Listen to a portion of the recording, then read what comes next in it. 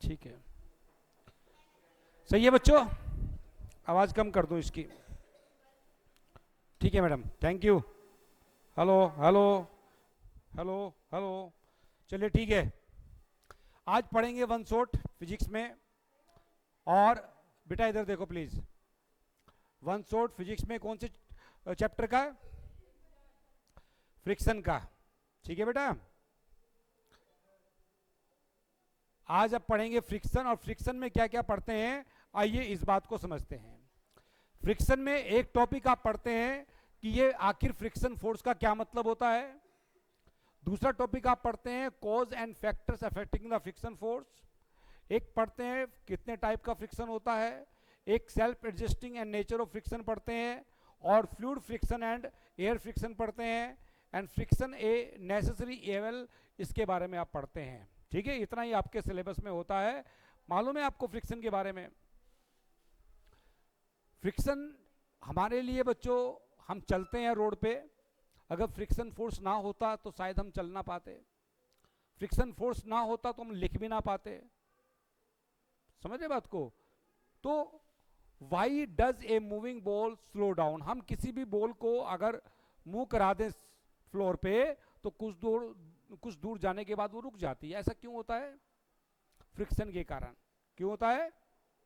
क्यों होता है? Why we feel down on soapy floor but not dry floor? अगर किसी सोपी फ्लोर पे हम चलते, बेटा इधर सुनो प्लीज यार, किसी सोफी फ्लोर पे चलते हैं, सोफी मतलब चिकने फ्लोर पे, तो हम क्या होते हैं, फिसल जाते हैं। जबकि ड्राई फ्लोर पे चलते हैं तो क्या होगा, आसानी से चल पाते हैं। कारण क्या होता है कि ड्राई फ्लोर का जो फ्रिक्शन होता है उसके कारण ऐसा पॉसिबल है। भाई इधर देखो बेटा, इधर देखिए आप, why we use grip on cricket bat, why wheels of the vehicles are circular, why do aeroplanes design as bird shape, why do ship design as a fish shape? इन सब के बारे में आपको जो पढ़ा जाता है वो किससे पढ़ा जाता है बच्चों? फ्रिक्शन के बारे में जब हमें मालूम हो तो इन सब बातों को हम समझ पाएंगे। क्या क्या है फ्रिक्शन का मतलब, फोर्स ऑफ फ्रिक्शन होता क्या है।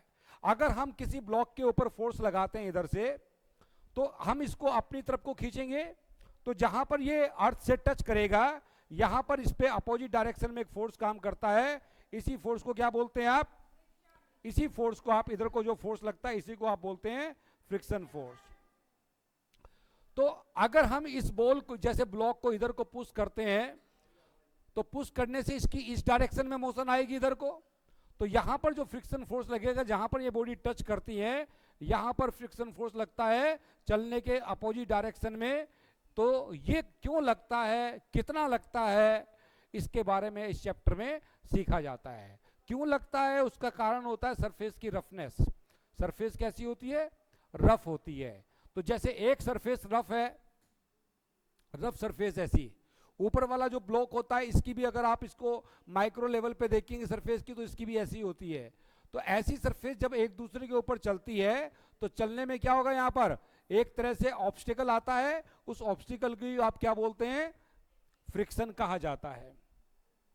यहां पर जैसे एक और एग्जांपल देखिए, पहले इसकी डेफिनेशन ये बता दी, the opposing force that oppose the motion of an object when object slide tends to slide over a surface is called friction. अगर किसी ब्लॉक को, बॉडी को एक दूसरी सरफेस के ऊपर, एक सरफेस के ऊपर हम क्या करें, स्लाइड कराते हैं, तो उसके मोशन के अपोजिट एक फोर्स लगता है, उस फोर्स को क्या बोला जाता है? फ्रिक्शन फोर्स कहा जाता है। ये भी वही केस है, इधर को इसको खींचेंगे तो जब ये सरफेस के ऊपर होगा, ये वाला कॉन्टैक्ट सरफेस अर्थ के पास में रहेगी, अर्थ के कॉन्टैक्ट में रहेगी, तो यहां पर इस डायरेक्शन में फोर्स लगता है। इस फोर्स को क्या बोलते हैं बच्चों आप? इसी को कहा जाता है फ्रिक्शन फोर्स। फ्रिक्शन फोर्स जो होता है वो हमेशा अप्लाइड फोर्स की डायरेक्शन की क्या होगा? अपोजिट होता है। अप्लाइड अगर इस साइड में है तो फ्रिक्शन फोर्स की डायरेक्शन इधर होगी। समझ पा रहे हो? और cause of friction, the following factors can cause the friction between the surface due to addition between two surface। Addition का मतलब क्या होता है बच्चों? एडिशन का मतलब क्या होता है? एक तरह का फोर्स ही होता है, एडिशन भी है ना। जैसे ये मैंने अभी बताया आपको, एडिसिव सब्सटेंस जो होते हैं, इसमें अगले वाले में तो कुछ नहीं लिखा इसके बारे में। जैसे ये मान लीजिए एक ही सरफेस है,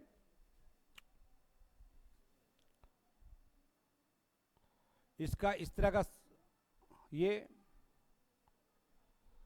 या एडिशन का मतलब क्या है, इसमें जो डायग्राम में बना है इसमें भी देखते हैं और अगले में क्या बना है, सब में एक ही तरह का लिखा गया है।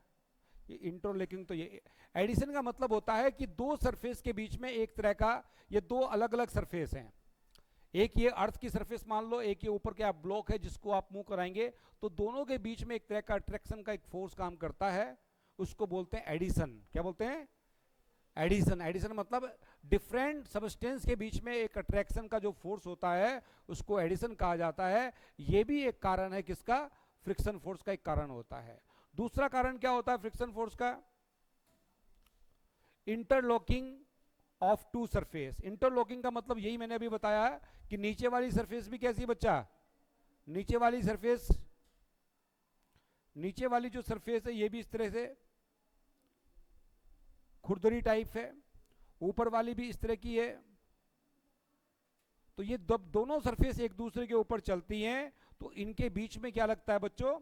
एक तरह का फ्रिक्शन फोर्स काम करता है। ठीक है, क्यों लगता है वो? इनकी आपस में इंटरलॉकिंग के कारण। ये दूसरा कारण है। इसके ऊपर बताइए, क्वेश्चन बताइए, can we eliminate friction completely? Yes या नो? क्यों? रीजन क्यों? कि कुछ ना कुछ रफनेस रहेगी उसकी, इस कारण उसको कंप्लीटली क्या, इसको कम कर सकते हैं, रिड्यूस कर सकते हैं, जैसे लुब्रिकेंट वगैरह से कम कर सकते हैं, खत्म नहीं कर सकते। नेक्स्ट देखिए, फैक्टर अफेक्टिंग। कौन कौन से फैक्टर है जो इसके ऊपर इफेक्ट डालते हैं बच्चों? Friction is cause by the irregularity on the two surface in contact. एक तो दोनों सरफेस की क्या है? इरेगुलरिटीज, एक फैक्टर तो ये है। दूसरा क्या है? Even though surface that appear very smooth have a large number of minute irregularity on them. मतलब अगर सरफेस कैसी दिखाई देती है? वेरी स्मूथ होती है। कैसी होती है? स्मूथ मतलब कैसी बेटा? Very good. तो उनके पास में कम इरेगुलरिटीज होती हैं, इस बात का ध्यान रखना है। और irregularities on the two surface lock one another, इसके कारण फ्रिक्शन डेवलप होता है। और when we attempt to move any surface we have to apply a force overcome to interlocking.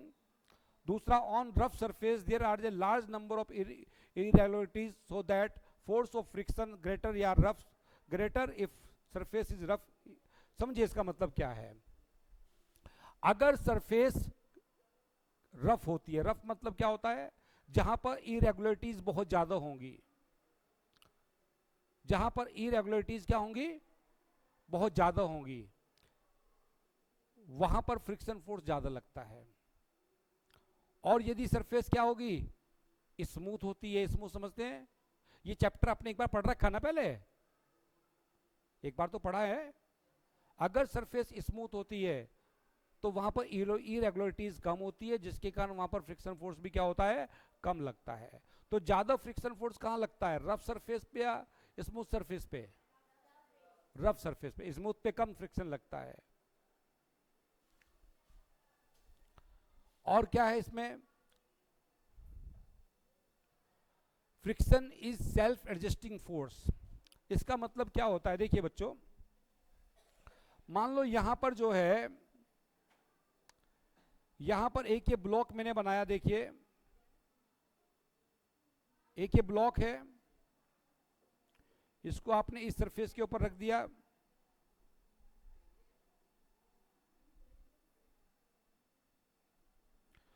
अब इसके ऊपर क्या होता है बच्चों? इसके ऊपर मैं इस डायरेक्शन में एक फोर्स लगाऊंगा, ये होता है अप्लाइड फोर्स। क्या होता है ये वाली जो सरफेस है इसकी, ये बच्चों जो सरफेस होती है ये कैसी है? इरेगुलरिटी वाली सरफेस है।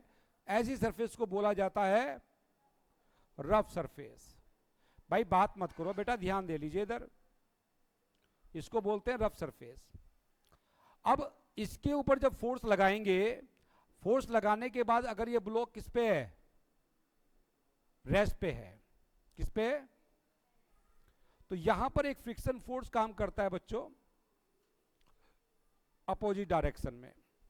इसकी जिधर को फोर्स लगाएंगे उसके अपोजिट डायरेक्शन में फोर्स लगता है, इसको क्या बोलते हैं, फ्रिक्शन फोर्स बोलते हैं। क्या बोलते हैं? अब ये कितना होगा, ये फ्रिक्शन फोर्स कितना होता है भाई? इधर देख ले क्या दिक्कत हो रही बेटा, 5 मिनट की क्लास में तुम बातें करने लगते हो यार। ये फ्रिक्शन फोर्स कितना होगा? ये बराबर होता है इस फोर्स के, किसके बराबर? अप्लाइड फोर्स के।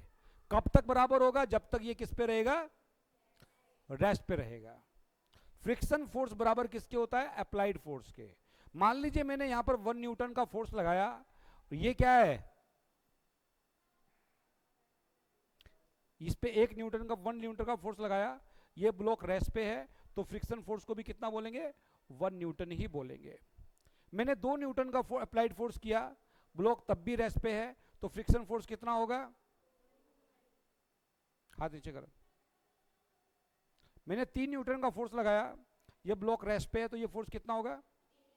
मैंने 4 न्यूटन का फोर्स लगाया, ब्लॉक रेस्ट पे, तो ये कितना होगा? मतलब जितना ये होगा उतना ये होगा। तो इसका जो मैग्नीट्यूड है वो किस पे डिपेंड कर रहा है? अप्लाइड फोर्स के ऊपर। अप्लाइड फोर्स को बदल रहे हैं तो फ्रिक्शन फोर्स बदल जा रहा है। इसका मतलब फ्रिक्शन फोर्स एक तरह से सेल्फ एडजस्टिंग फोर्स होता है। समझ रहे बात को? कैसा फोर्स है?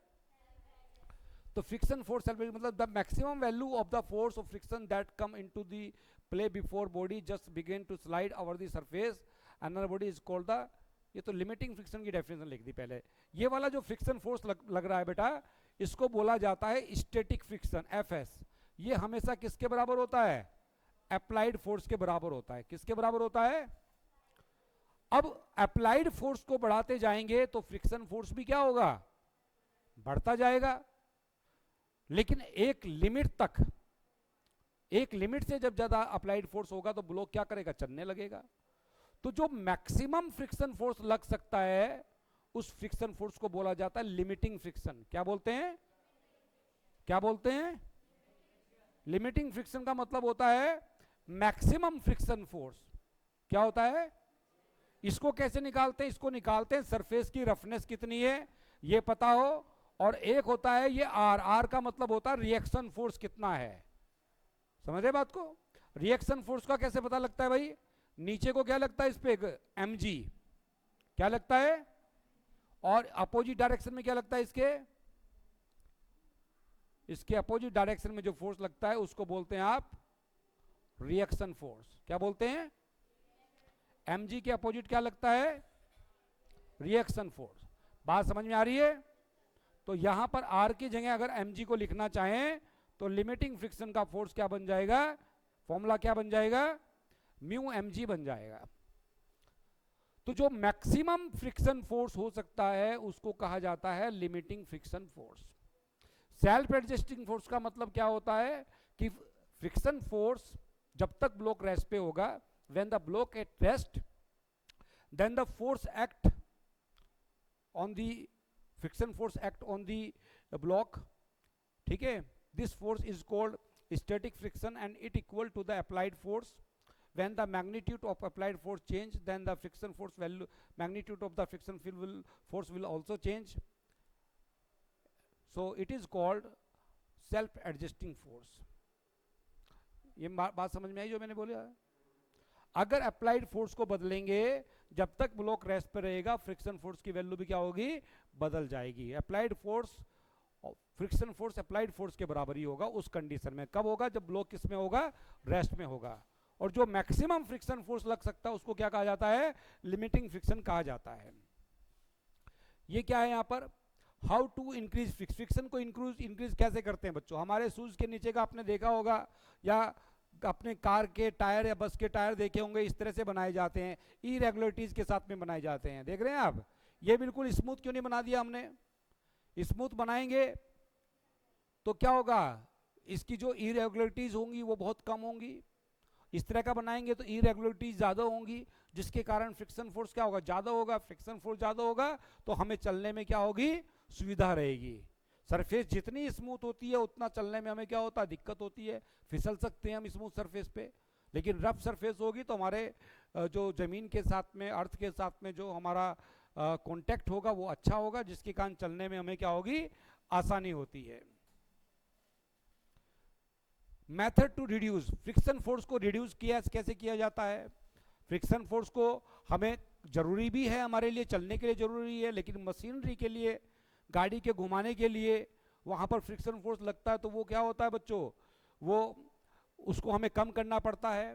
जैसे कई बार साइकिल चलाते हैं, साइकिल में ऑयल डालते हैं, साइकिल चलाते हैं, साइकिल में चलाते चलाते बहुत भारी चलने लगती है साइकिल, उसमें ग्रीसिंग कराते हैं, आप मालूम है ग्रीस कराते हैं, लुब्रिकेंट डलवाते हैं, जिससे फिर साइकिल क्या होती है, आसान चलने लगती है।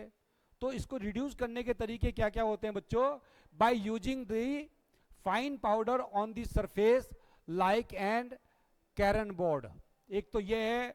दूसरा using oil on the tools या मशीन पार्ट, उन पे ऑयल डालते हैं आप। एक तो क्या करते हैं, फाइन पाउडर डालते हैं, दूसरा ऑयल का यूज करते हैं, तीसरा किसका यूज करते हैं, ग्रीस का यूज करते हैं। यूजिंग ग्रेफाइट पाउडर होता है, उसको डालते हैं मूविंग पार्ट के ऊपर, उससे भी फ्रिक्शन फोर्स कम हो जाता है। By using an air cushion between the moving machine parts where oil या लुब्रिकेंट में नॉट बी एडविजिबल, कुछ जगह ऐसा होता है जहाँ पर ऑयल्स और दूसरे लुब्रिकेंट का यूज ना करके इसका यूज करते हैं। तो ये कुछ आपके पास में तरीके हैं जिससे हम फ्रिक्शन फोर्स को क्या करते हैं, रिड्यूस करते हैं। बताइए क्वेश्चन में क्या है, इसमें फ्रिक्शन अपोज दी रिलेटिव, क्या लिखेंगे, रिलेटिव मोशन, एक दूसरे के रिस्पेक्ट में जो मोशन होती है ऑब्जेक्टिव, उसको रिलेटिव मोशन बोलते हैं, between the surface in contact with each others. ये क्या है, स्प्रिंकिंग ऑफ है, sprinkling of powder of the carrom board friction force को क्या करता है, ये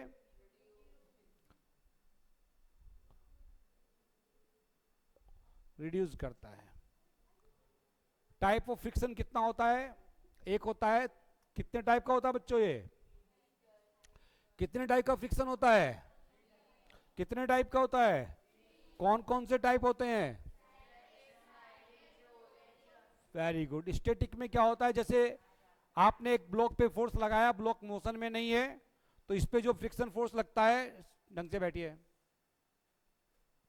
यहां पर जो फ्रिक्शन फोर्स लगता है उसको क्या बोलते हैं, स्टैटिक फ्रिक्शन। ये जब स्लाइड करता है, यहां पर जो फ्रिक्शन फोर्स लगता है इसको क्या बोलते हैं, स्लाइडिंग फ्रिक्शन। और जब कोई बॉडी रोल करती है, यहां पर जो फ्रिक्शन फोर्स लगता है इसको बोलते हैं रोलिंग फ्रिक्शन। कितने टाइप का होता है, 3 टाइप का। स्टैटिक फ्रिक्शन का मतलब बताइए क्या होता है, the force required to overcome the friction at the instant object is to start motion from rest is measure of static friction. मतलब जब तक कोई ब्लॉक रेस्ट पे रहेगा तब तक उसके ऊपर जो फोर्स लगता रहेगा, फ्रिक्शन फोर्स, उसको क्या बोलेंगे, स्टैटिक फ्रिक्शन बोलेंगे। और किसी बॉडी को अगर मोशन में लाना हो तो उस पर फोर्स अब लगाते हैं, अप्लाइड फोर्स, वो कितना होना चाहिए, वो लिमिटिंग फ्रिक्शन से ज़्यादा होना चाहिए। अगर अप्लाइड फोर्स लिमिटिंग से ज़्यादा होगा तो ब्लॉक मूव करेगा, नहीं तो मूव नहीं करेगा, ये याद रखना है आपको।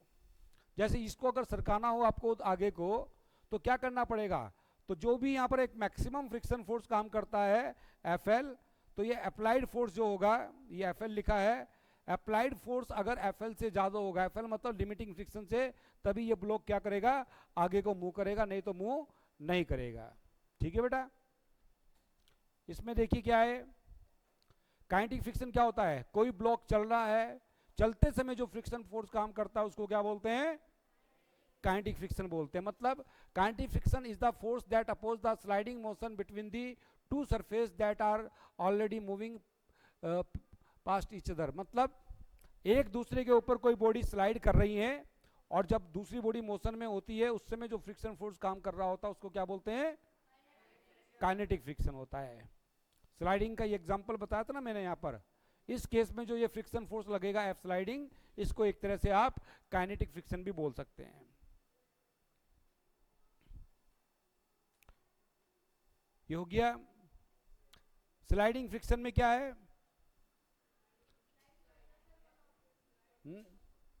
एक काइनेटिक फ्रिक्शन स्लाइडिंग फ्रिक्शन दोनों एक ही तो हो गए थे। इसका मतलब हो गया जब कोई बॉडी मूव कर रही है, समझिए एक बात को दूसरा ब्लॉक भी बना देता हूं यहां पर इसका।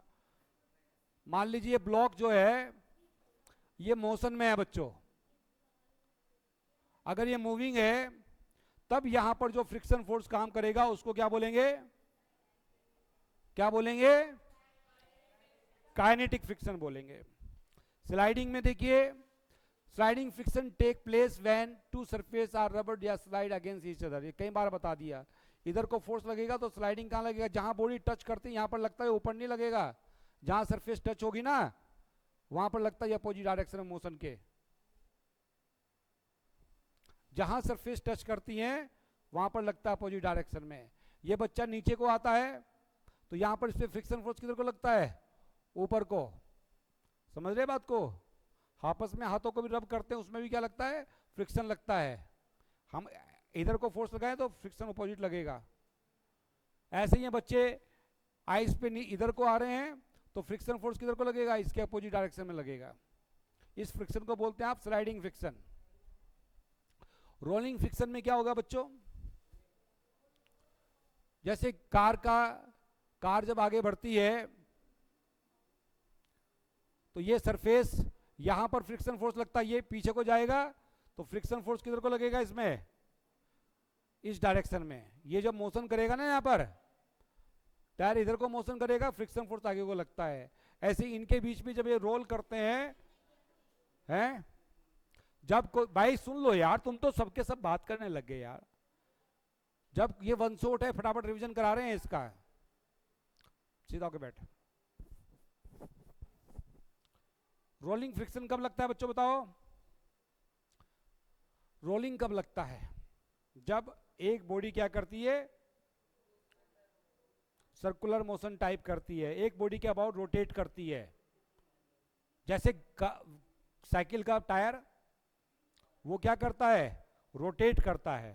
तो जब वो रोटेट करता है तो अर्थ सरफेस से जब वो टच करता है तो जहां पर टायर अर्थ को टच करेगा वहां जो फ्रिक्शन फोर्स कम लगेगा, जब टायर घूम रहा होगा तो उस फ्रिक्शन को क्या बोलेंगे आप, रोलिंग फ्रिक्शन बोलेंगे। ये कुछ ऐसे एग्जांपल हैं। ये वाला बहुत इंपॉर्टेंट एक होता है केस। इसमें देखिए आप, ये ब्लॉक इस सरफेस पे रखा है तो नीचे को तो हमेशा क्या लगता है, नीचे को क्या लगता है, वेट। और ये जो सरफेस है, सरफेस से 90 डिग्री पे लगता है नॉर्मल फ्रिक्शन, सॉरी ये क्या था, नॉर्मल रिएक्शन।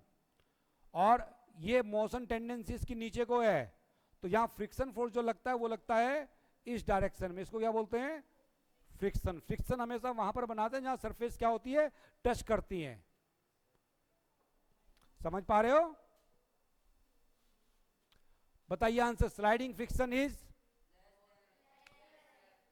स्टैटिक फ्रिक्शन से कम होता है, हैं?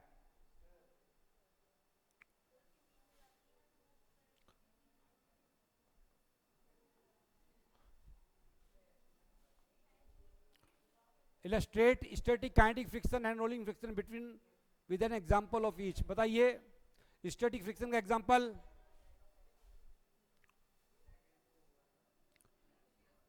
अगर कोई ब्लॉक रेस्ट पे होगा,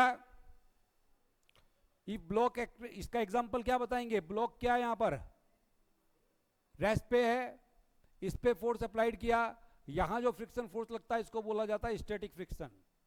यदि कि ये ब्लॉक चल रहा है यहां पर, क्या ये मोशन में है, तब ये जो फ्रिक्शन लगेगा उसको क्या बोलेंगे यहां पर आप, स्लाइडिंग फ्रिक्शन या काइनेटिक भी बोल सकते हैं यहां पर। और रोलिंग में क्या होगा, जब ये व्हील है, ये व्हील घूम इधर को घूमेगा तो फ्रिक्शन फोर्स किधर को लगेगा, इधर को। तो तीनों के एग्जांपल होते हैं। Fluid friction, when we know that air is very light and thin, yet it exerts a friction force on object moving through it. Fluids are substances that can flow under the application of the force या pressure. Gases and liquid and fluids. इसका मतलब क्या बच्चों, fluid friction भी मालूम है, जैसे air में फ्रिक्शन लगता है, आप कार में बैठ के चलते हो या बाइक पे बैठ के चलते हो, स्कूटी पे चलते हो, जब आगे को बढ़ते हैं तो तेजी से एयर किधर को लगती है आपको, पीछे को। जितना तेज चलोगे उतना तेजी से एयर क्या करेगी, आपको चलने से रोकती है। तो एयर के कारण जो फ्रिक्शन लगता है उसको क्या बोलते हैं, एयर फ्रिक्शन बोलते हैं। और फ्लूइड के कारण जो लगता है, फ्लूइड मतलब जब लिक्विड फ्लो होता हो, पानी बहता हो जैसे, ठीक है, वाटर फ्लो करता हो, तो जब लिक्विड फ्लो करता है उसको फ्लूइड बोलते हैं। उसके कारण जो फ्रिक्शन लगता है उसको क्या बोलते हैं आप, how to decrease the fluid friction, बताओ।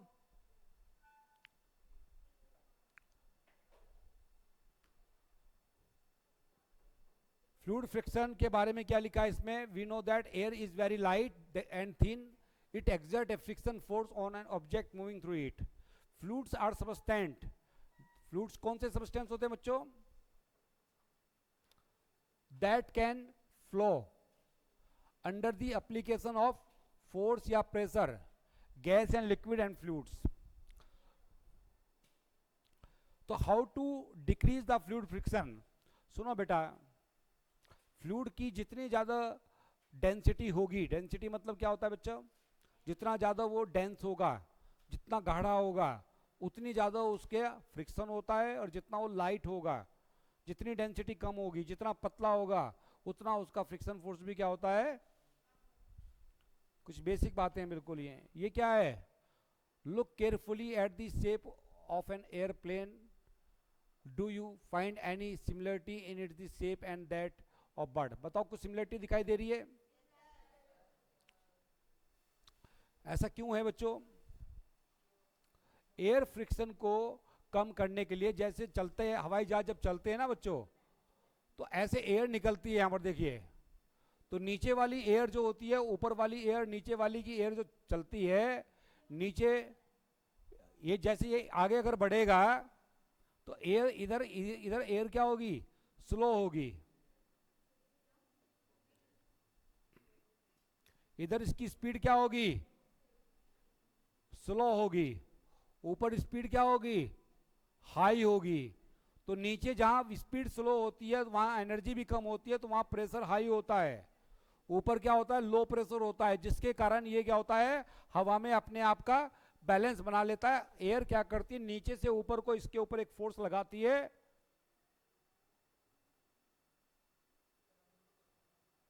गलत बात है, सीधा होकर इधर देखो, एयर क्या करती है, नीचे से ऊपर को एक फोर्स लगाती है, जो किसको बैलेंस करता है, इस बर्ड के वेट को बैलेंस करता है। हवाई जहाज, इतना बड़ा लोहे का हवाई जहाज आसमान में कैसे उड़ता है बताना बेटा, आप इस छोटे से पेन को हवा में उड़ा के दिखाओ, उड़ा दोगी, हवाई जहाज में बैठी हो कभी, आप बैठी हो, कौन बैठा हवाई जहाज में बताइए, और खड़ा हो जरा, कितने लोग बैठे थे साथ में, टोटल कितने थे, सारे पैसेंजर को मिला के आसपास कितने लोग थे, 100 लोग होंगे। 100 लोगों को लेके इतना बड़ा लोहे का जहाज आसमान में उड़ गया, तुम छोटे से पेन को क्यों नहीं उड़ा पाते इसको, क्योंकि उसमें जो मैकेनिज्म है, जो तरीका है उड़ाने का, सुनो बेटा, तरीका क्या होता है, उसका शेप ऐसा बनाया जाता है, जब वो तेजी से, पहले तो रनवे पे भागता है ना, वो एकदम नहीं उड़ने लगेगा, पहले रनवे पे तेजी से भागेगा। जब रनवे पे तेजी से हवाई जहाज चलता है तो सामने से आने वाली हवा, उसकी नीचे वेलोसिटी कम होती है, ऊपर ज्यादा होती है। तो नीचे वेलोसिटी अगर कम होगी, उसका शेप ऐसा बनाएंगे, उसके विंग्स भी होते हैं, देखा होगा अपने, विंग्स ऐसे घुमा सकता है ना, उसके उसी से फिर टेक ऑफ करता है, मालूम है, हेलीकॉप्टर का देखा होगा ना, देखा आपने। तो उसमें क्या होता है, नीचे वेलोसिटी कम होती है तो नीचे प्रेशर हाई हो जाता है, हाई प्रेशर होगा तो वो एरोप्लेन के ऊपर नीचे से ऊपर को एक फोर्स लगाएगा, जिसके कारण वो हवा में उड़ता रहता है। देखिए क्या ये air friction also known as air resistance या drag is the force exerted by air on an object moving through it opposite the object motion its type of fluid friction and depend on the object speed, shape and the density of the air. आप bike पे बैठ के जाते हैं तो तेजी से bike आपको चलने से क्या करती है, एयर क्या करती है, रोकती है. तो एयर आपके ऊपर एक फोर्स लगाती है चलने के अपोजिट, उसको क्या बोलते हैं आप, एयर फ्रिक्शन. क्या बोलते हैं? और एयर फ्रिक्शन का दूसरा नाम क्या होता है बच्चों, इसको एयर रेसिस्टेंस क्या बोलते हैं, या फिर क्या बोलते हैं, ड्रैग. समझ पा रहे हो?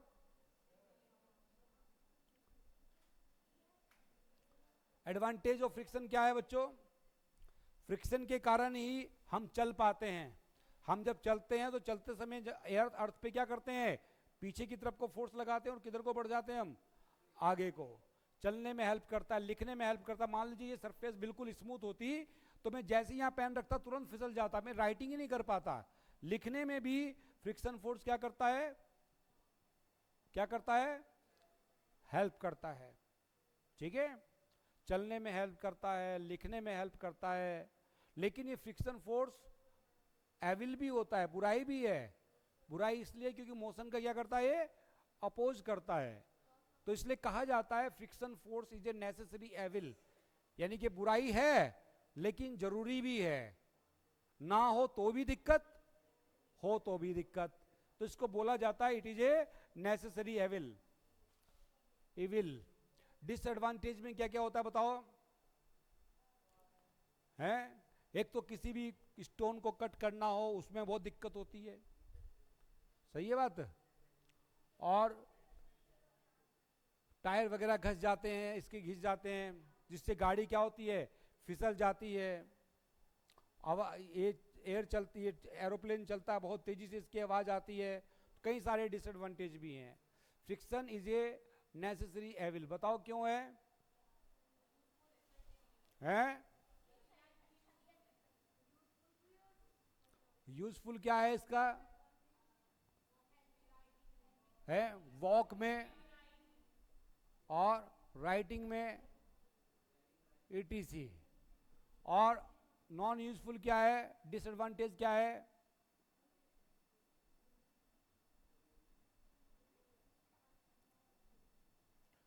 नुकसान क्या है इसका? It oppose the motion. Motion का क्या करता है, ये अपोज करता है. भाई हम गाड़ी पे, सड़क पे गाड़ी चलाते हैं, तेल डलाना पड़ता है. अगर ये फ्रिक्शन फोर्स ना होता तो फिर तो एक बार गाड़ी को धक्का दे देते, चलती रहती बिना पेट्रोल के ही. है क्यों नहीं बनता बैलेंस? जहां बैलेंस की दिक्कत होती वहां स्टार्ट कर देता इंजन को. ठीक है, एक बार चला के छोड़ दिया, हाईवे पे बैठ गए, गाड़ी स्टार्ट करके एक बार चला दी और फिर इंजन बंद कर दिया, चलती रहती है. लेकिन वो आप बहुत तेज गाड़ी चल रही हो और अचानक से बंद कर दें तो कुछ देर जाके रुक जाती है ना आगे. क्यों रुकती है? फ्रिक्शन के कारण रुकती है. फ्रिक्शन ना होता तो रुकती नहीं. ये पंखा घूम रहा है? हैं? घूमने के लिए फ्रिक्शन की, वो बिल्कुल वही तो बात कह रहे हैं. लेकिन हम चाहते ये हैं कि मोशन का अपोज भी तो कर रहा है ना बेटा. वो ये पंखा घूम रहा है यहां पर, ये किससे चलता है? बिजली से. और इलेक्ट्रिसिटी को मैं बंद कर दूं तो बंद हो जाएगा. क्यों होता है बंद? फ्रिक्शन के कारण. अगर अगर फ्रिक्शन ना होता ये हमेशा फिर क्या करता, बिना बिजली के ही घूमते. इसका बिल ना देना पड़ता आपको, पैसे बच जाते हैं. उससे जाकर के दुकान पे चाउमीन मोमो खाते. क्यों भाई? टॉयज खरीदते, आप गेम्स खरीदते, यही तो करते हो. क्या करते हो तुम? तुम्हें घर से पॉकेट मनी मिलती है, क्या करता है?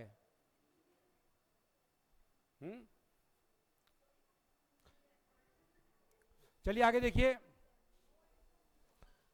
क्वेश्चन बता, which of the flowing produce least friction? है सबसे कम कौन होता है? पढ़ा है आपने? है